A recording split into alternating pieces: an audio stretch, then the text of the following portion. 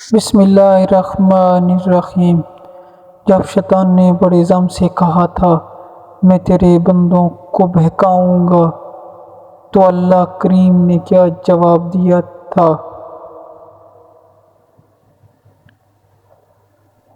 مگر سوائے ان کے جو میرے بندے ہوں گے، یعنی عباد اللہ۔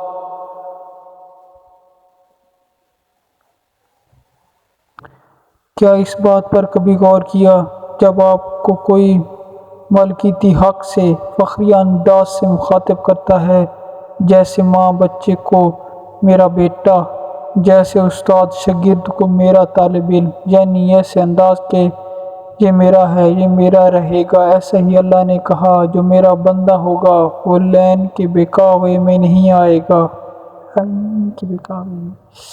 اللہ کے بندے کون سے ہوتے ہیں؟ کیا وہ گناہ نہیں کرتے؟ کیا وہ بہکتے نہیں ہیں؟ کیا ان سے غلطیاں خطائیں نہیں ہوتی؟ اگر وہ بہکتے نہیں، غلطیاں خطائیں نہیں کرتے تو پھر تو وہ فرشتے ہوئے۔ پھر عباد اللہ کون ہیں؟ عباد اللہ وہ ہیں جن سے گناہ خطا ہو جائے تو وہ ڈرتے ہوئے اللہ سے رجوع کرتے ہیں، مغفرت طلب کرتے ہیں۔ عباد اللہ وہ ہیں جو اللہ کے بلاوے کو رد نہیں کرتے اور اپنے کانوں پر پردے نہیں ڈالتے۔ اذان کی آواز نماز ان کی اولین ترجیح ہوتی ہے۔ وہ ہیں جو اپنے دن کو اللہ کے نام سے شروع اور ختم بھی اسی پر کرتے ہیں۔ عباد اللہ وہ ہیں جو کبھی اپنے اعمال اور زبان سے دل نہیں دکھاتے، محفلوں میں تذلیل نہیں کرتے۔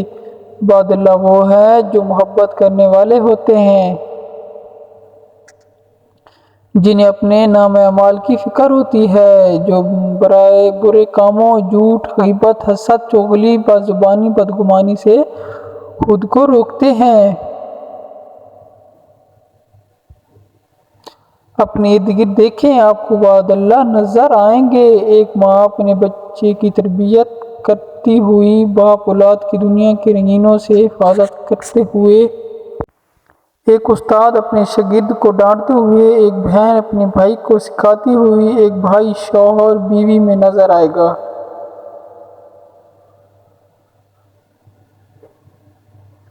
لیکن ان کی خاص بات ہوگی، وہ اللہ سے ڈرنے والے ہوں گے، وہ اللہ کی حدود کی حفاظت کرنے والے ہوں گے۔ جب اللہ نے اتنا استحقاق سے کہا تو کیا آپ عباد اللہ نہیں بننا چاہتے؟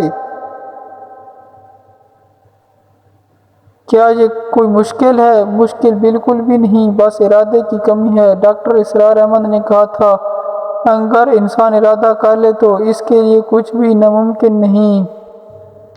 تو ہمیں عباد اللہ میں شامل ہونا ہے اور اپنے اور اللہ کے تعلق کو مضبوط کرنا ہے۔ عباد اللہ بننا بہت آسان ہے، بس ہم نے خود ہی اپنے اور اللہ کے درمیان